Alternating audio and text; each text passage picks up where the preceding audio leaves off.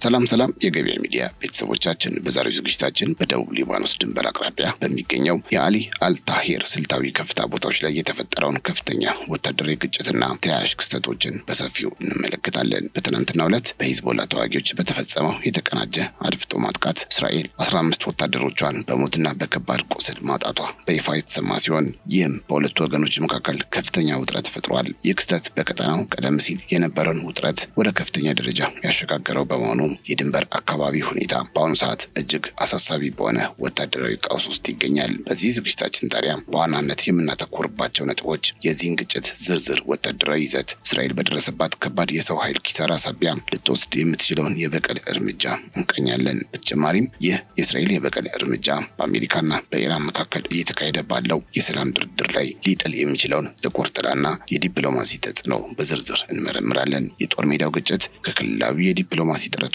ጋር እንዴት እንደተጠላለፈ እንዲሁም ይህ መስተጋብር የክልሉን ሰላም ለአደጋ የጣለበትን መንገድ በሰፊውና በዝርዝር እንመለከታለን። ከዚህ በተጨማሪ ሂዝቦላ ለኢራን ያለውን ከፍተኛ ስትራቴጂካዊ ቦታ፣ የቡድኑን የጥገኝነት ሚናና ለምን ኢራን ይህንን ቡድን እስከ ጥግ ድረስ ለመደገፍ እንደምትፈልግ በጥልቀት እንቃኛለን። ኢራን በድርድሩ ጠረጴዛ ላይ የሊባኖስን ጉዳይ እንደ ዋነኛ የውጭ ጉዳይ ፖሊሲ አጀንዳ ለማድረግ ያላትን ጠንካራ ፍላጎት፣ የሁለቱን ወገኖች ውስብስብ ትስስር እንዲሁም የጦርነቱን ተለዋዋጭ ባህሪ እንመለከታለን።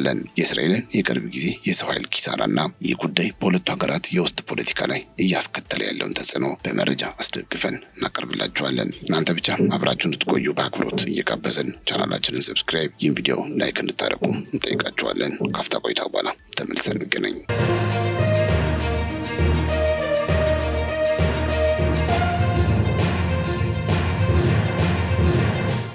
በደቡብ ሊባኖስ ድንበር አቅራቢያ በሚገኘው የአሊ አልታሂር ከፍታ ቦታዎች ላይ በእስራኤል ወታደራዊ ኃይልና በሂዝቦላ ተዋጊዎች መካከል ከባድ ወታደራዊ ግጭት ተቀስቅሶ ነበር። የሂዝቦላ ተዋጊዎች ወደ አካባቢው ለመግባት ሙከራ ያደረገውን የእስራኤል የኮማንዶ ብርጌድ እግረኛ ጦርን አስቀድመው ባዘጋጁት የመከላከያ ቀጠና ውስጥ በማጥመድ ጥቃት መፈጸማቸው ተዘግቧል። የሂዝቦላ ምንጮች እንደገለጹት የእስራኤል ኃይል እያንዳንዱ እንቅስቃሴ በክትትል ስር እንደነበርና የጦርነቱ ግጭት ለ2 ሰዓታት ያህል የቀጠለ እንደሆነ መረጃው አመልክተዋል። ይህ ግጭት የተካሄደው በአካባቢው ለበርካታ ቀናት ሲካሄድ በነበረው ግጭት ቀጠና ላይ ሲሆን በሁለቱ ወገኖች መካከል የሚስተዋለው የጦርነት ሁኔታ ይበልጥ ወደ ተባባሰ ደረጃ መድረሱንም አሳይቷል። ይህ ሁሉ ሁኔታ በድንበር አካባቢ ያለውን ውጥረት አባብሶታል። ከዚህ ባሻገር የሂዝቦላ ተዋጊዎች ጥቃቱን በከፈቱበት ወቅት የመሬት ላይ ግጭቱን ለማጀብ ሚሳኤሎችንና ድሮኖችን በመጠቀም የእስራኤልን ኃይል የኋላ ክፍልና ክንፎች ማጥቃታቸው ተገልጸዋል። እነዚህ ጥቃቶች የእስራኤል ኃይል የቆሰሉ ወታደሮቹን ከጦር ሜዳው ለማውጣት በሚያደርገው ጥረት ላይ እንቅፋት ፈጥሮበታል ሲል የዘገባው ምንጮች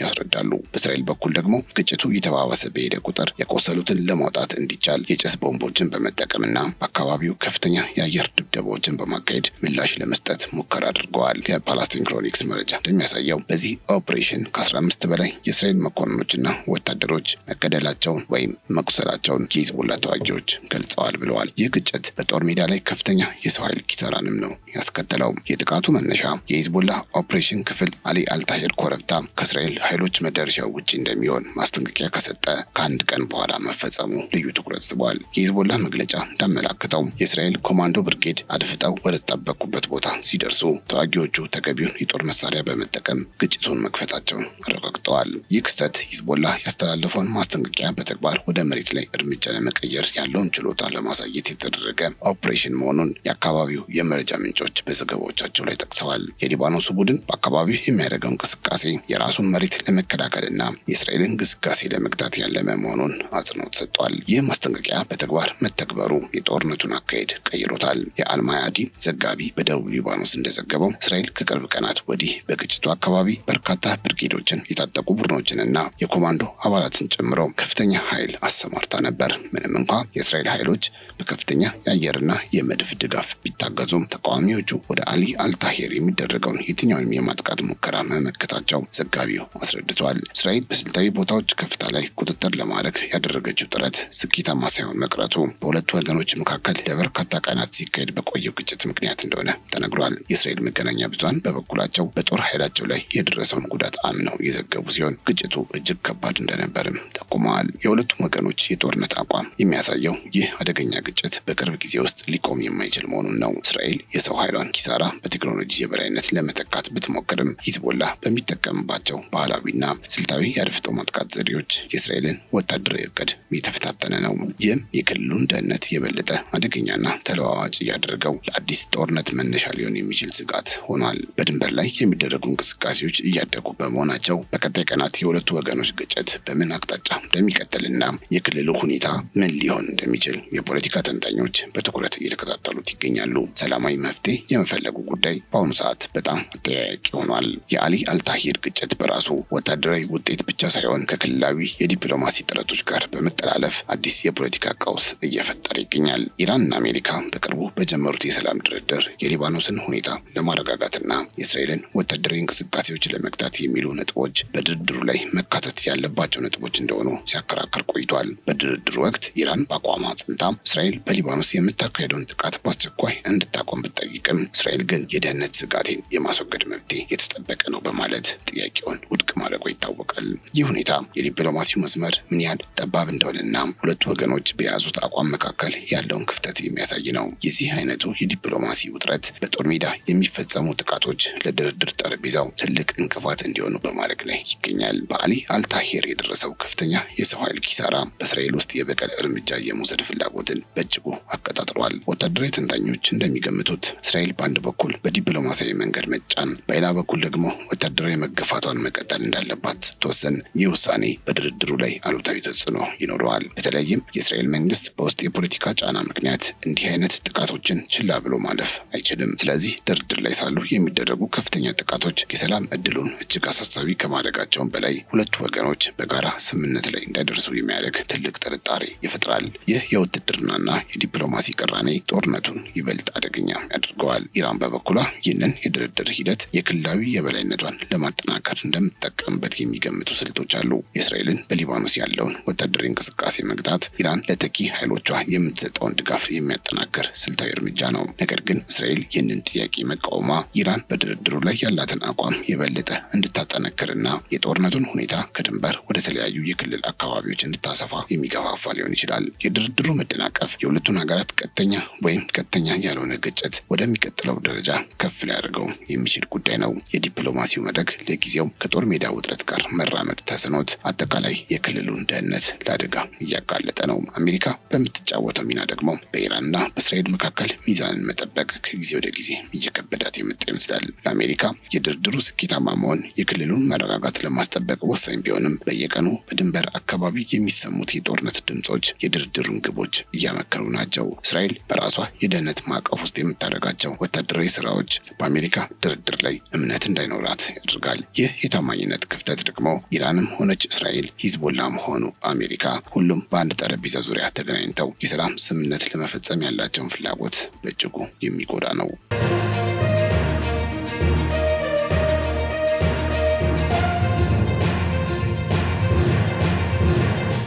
ከዚህ ባሻገር ግን ዋናው ጥያቄ ኢራን ሂዝቦላን እንዲህ እስከ ጥግ ድረስ ለመደገፍ ያላት ፍላጎት ምንድን ነው የሚለው ነው። ይህም ወደ ኢራን የውጭ ጉዳይ ፖሊሲና ወደ ክልላዊ የበላይነት እቅድ ማዕከሏ ይወስደናል። ሂዝቦላ ለኢራን ቀላል የጦር አጋር ሳይሆን የፊት መስመር መከላከያዋ ወይም የፎርዋርድ ዲፌንስ ስትራቴጂዋ ዋና አካል ነው። ኢራን ከእስራኤል ጋር ቀጥተኛ ጦርነት ውስጥ ከመግባት ይልቅ በሊባኖስ በኩል በሂዝቦላ አማካኝነት የኃይል ሚዛኑን የመቆጣጠር እቅድ ስላላት ነው። ሂዝቦላ በኢራን የቴክኖሎጂና የገንዘብ ድጋፍ የተገነባ በመሆኑ ኢራን አስፈላጊው ጊዜ በክልል ውስጥ ያለውን የጂኦፖለቲካዊ ውጥረት የራሷን ጥቅም በሚያስጠብቅ መልኩ እንድትቀያየር ያስችላታል። ይህ አጋርነት በኢራንና በምዕራባውያን መካከል ላለው የረጅም ጊዜ ፍጥጫ ኢራን የምትጠቀምበት ትልቅ የውትድርና ካርድ ነው። በሌላ በኩል ሂዝቦላ ለኢራን የሺአ ርዕዮተ ዓለምን በሊባኖስና በሌዋንት አካባቢ ለማሰራጨት እንደ ዋና ማስተላለፊያ ይጠቀማል። ኢራን በክልል ውስጥ ያላትን ተጽዕኖ ለማስጠበቅ ልክ እንደ ራሷ የእስላማዊ መንግስት አስተምሮ የሚከተሉ ቡድኖችን ትደግፋለች። ሂዝቦላ የኢራንን የሃይማኖታዊና የፖለቲካዊ አርአያነት በሊባኖስ ውስጥ እንዲተከበር በማድረግ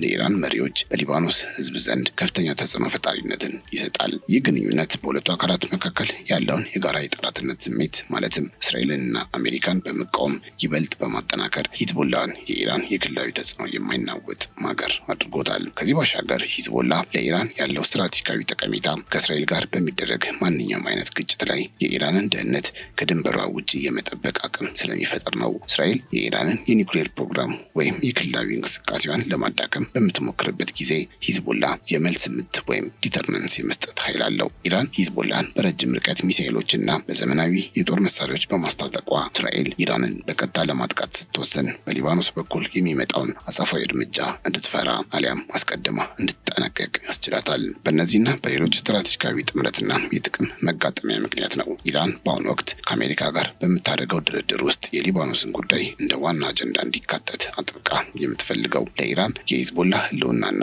ደህንነት በቀጥታ የራሷ የክልላዊ ኃይል መገለጫ ነው። በመሆኑም በድርድሩ ጠረጴዛ ላይ የሚደረጉ የሰላም ስምምነቶች ሂዝቦላን ከሚያዳክሙ ወይም ወታደራዊ አቅሙን ከሚገድቡ እርምጃዎች የጸዱ እንዲሆኑ ኢራን ትሻለች።